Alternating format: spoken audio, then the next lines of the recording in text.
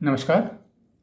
जैसा कि आप जानते हैं कि मैं आपको मारवाड़ राज्य के इतिहास के बारे में बता रहा था और मैंने आपको ये बताया था कि मारवाड़ के शासक राव गांगा की मृत्यु के बाद उनके सबसे बड़े बेटे राव मालदेव मारवाड़ की गद्दी पर बैठे थे। राव गांगा के बाद मालदेव गद्दी पर बैठे हैं और मालदेव 1532 ईस्वी के अंदर गद्दी पर बैठे। उनको पितृहंता कहा जाता है। पितृहंता इसलिए कहा जाता है कि कहते हैं कि 1532 में जब राव गांगा अफीम के नशे में अपने महल की खिड़की में बैठे हुए थे तो उनकी अचानक गिरने से मृत्यु हुई थी। इतिहासकारों का एक बहुत बड़ा समुदाय ये आरोप लगाता है कि वो स्वाभाविक रूप से नहीं गिरे थे, उनको मालदेव ने धक्का दिया था और उस गिरने के कारण राव गांगा की मृत्यु हुई थी, इसलिए उनको पितृहंता कहा जाता है। फारसी ग्रंथों में उनको हसमत वाला राजा कहा गया है। फारसी ग्रंथकार, फारसी स्रोत उनको हसमत वाला शासक मानता है, राजकुमार मानता है। राव मालदेव के बारे में, उनकी प्रारंभिक जीवन के बारे में अब मैं आपको जानकारी दे दूं कि उनका जन्म दिसंबर 1511 में जोधपुर में हुआ था और उनकी माता सिरोही के देवड़ा शासक जगमाल की बेटी थी। उनका राज्यारोहण 5 जून 1531 को 20 वर्ष की अवस्था में हुआ था और उनका राज्यारोहण जोधपुर में नहीं हुआ था बल्कि सोजत में हुआ था।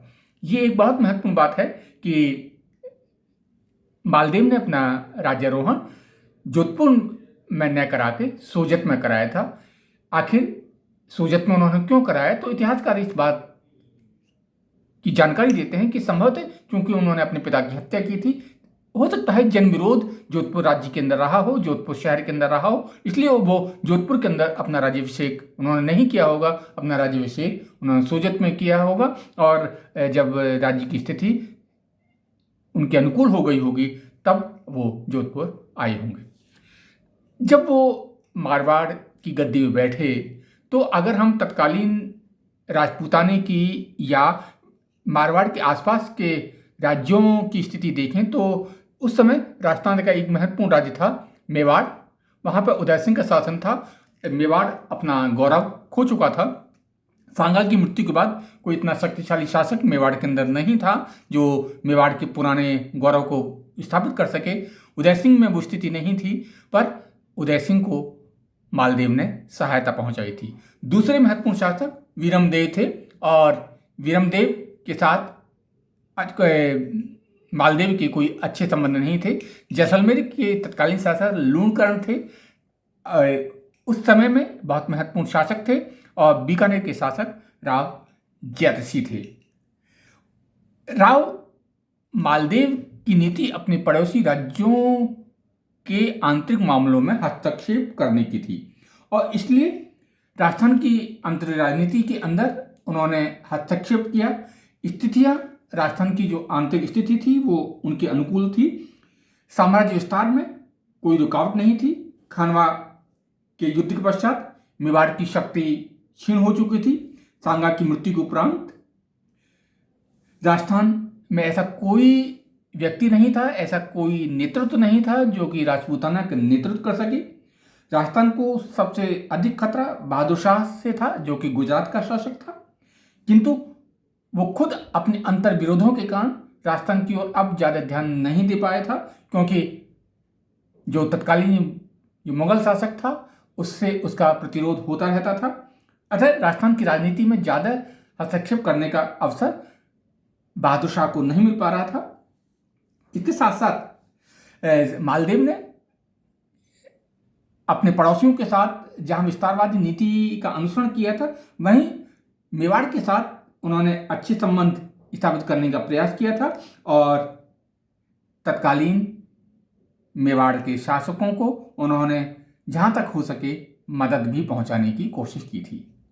गद्दी पर बैठने के बाद उन्होंने अपना राज्य विस्तार करने के लिए कुछ आक्रमण किए। उसमें भादरजून का आक्रमण है, नागौर का आक्रमण है, मेड़ता का और अजमेर का आक्रमण है, सिवाना का पर उनका अधिकार है और बीकानेर पर अधिकार है।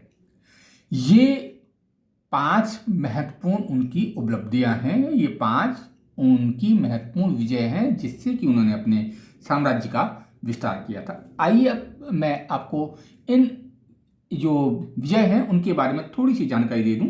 भाद्राजून का जो शासक था उसका नाम था वीरा। क्या नाम था उसका? वीरा।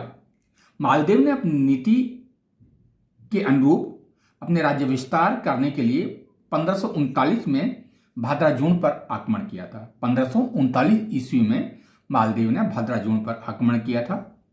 इस युद्ध में तत्कालीन भाद्राजून के शासक वीरा मारे गए थे और भाद्राजून पर मालदेव का अधिकार हो गया था।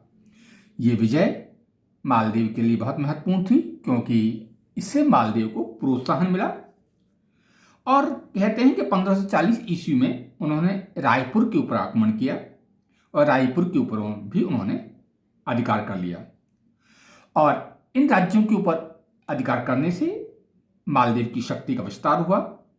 भाद्राजून को मालदेव ने अपने बेटे रतन सिंह को जागीर के रूप में दे दिया। भाद्राजून को जीतने के बाद उनका दूसरा महत्वपूर्ण आक्रमण था नागौर। नागौर का शासक था दौलत खां। वो भी काफी महत्वाकांक्षी था, वो अपनी सीमाओं का विस्तार करना चाहता था और इस उद्देश्य की पूर्ति के लिए उसने मेड़ता के ऊपर अधिकार करने का भी प्रयास किया था। मालदेव को जब दौलत खां के उद्देश्यों का पता चला था तो 10 जनवरी 1536 ईस्वी को मालदेव ने नागौर के ऊपर आक्रमण किया जिसमें दौलत खां पराजित हुआ। हालांकि उसने वापस इस नागौर को लेने की कोशिश की थी परंतु वह असफल रहा और इस नागौर के प्रदेश को मालदेव ने वीरम मांगेलोत को सौंप दिया था, यानी कि नागौर का सूबेदार उन्होंने वीरम को बना दिया था। उसके बाद वो मेड़ता और अजमेर के क्षेत्रों के ऊपर आक्रमण करते हैं। मारवाड़ और मेड़ता के संबंध राव गांगा के समय से ही अच्छे नहीं थे। मेड़ता के शासक वीरमदेव राव गांगा की बराबर उपेक्षा करते थे और राव गांगा की आज्ञाओं की अवहेलना भी करते थे। जब कभी भी वीरमदेव को सेना सहित आने का आदेश दिया जाता था तो वो इस आदेश की अवहेलना करते थे। राव शेखा के विरुद्ध जब गांगा ने वीरमदेव को सहायता के लिए बुलाया था तो वीरमदेव ने आने में आनाकानी की थी। इस बीच वीरमदेव ने अजमेर को भी जीत लिया था जिससे कि मालदेव और वीरम के बीच कटुता शत्रुता और बढ़ गई थी।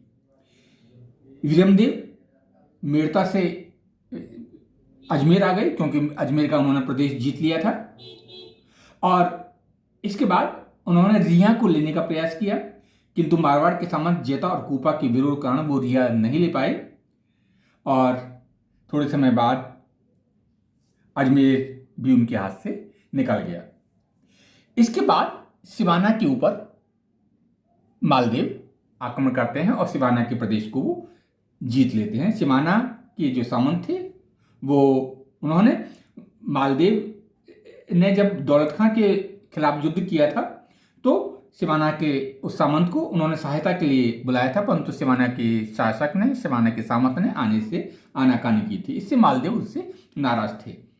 1538 में एक सेना मालदेव ने सिवाना के खिलाफ भेजी थी परंतु वो असफल रही थी।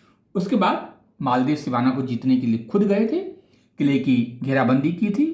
सिवाना के किले को सिवाना के दुर्ग को उन्होंने घेरा था। सिवाना का शासक उस किले के अंदर क्योंकि रसद की कमी हो गई थी लंबे समय तक अपने अधिकार में सिवाना के शासक नहीं रख सके।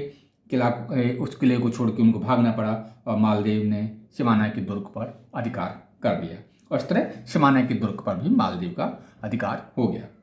उसके बाद उन्होंने बीकानेर के ऊपर आक्रमण किया। साम्राज्य विस्तार के लिए मालदेव ने 1541 ईस्वी में बीकानेर के तत्कालीन शासक राव जैतसी के विरुद्ध युद्ध की घोषणा कर दी जिसमें राव जैतसी उस युद्ध में अपने सैनिकों सहित मारे गए। मालदेव की सेना ने बीकानेर के किले के ऊपर अधिकार कर लिया और आधे बीकानेर को अपने अधीन करके उनके जो सामंत थे रावकूपा, उनको वहां का शासन सौंप दिया। बीकानेर को जीतने के बाद मालदेव ने केंद्रीय राजनीति में हस्तक्षेप करना शुरू कर दिया। 1543 ईस्वी तक एक विशाल साम्राज्य की स्थापना मालदेव कर चुके थे, यानी कि 1543 तक एक बहुत विशाल साम्राज्य मालदेव का स्थापित हो चुका था। डॉक्टर मांगीलाल व्यास राजस्थान के इतिहास के बहुत अच्छे जानकार हैं। उन्होंने लिखा है कि वास्तव में मालदेव जितना महान विजेता था उतना अच्छा संगठन करता नहीं था। उनमें राष्ट्र निर्माता के गुणों का सर्वथा अभाव था तथा दूरदर्शिता और कूटनीति का छल बल नहीं था।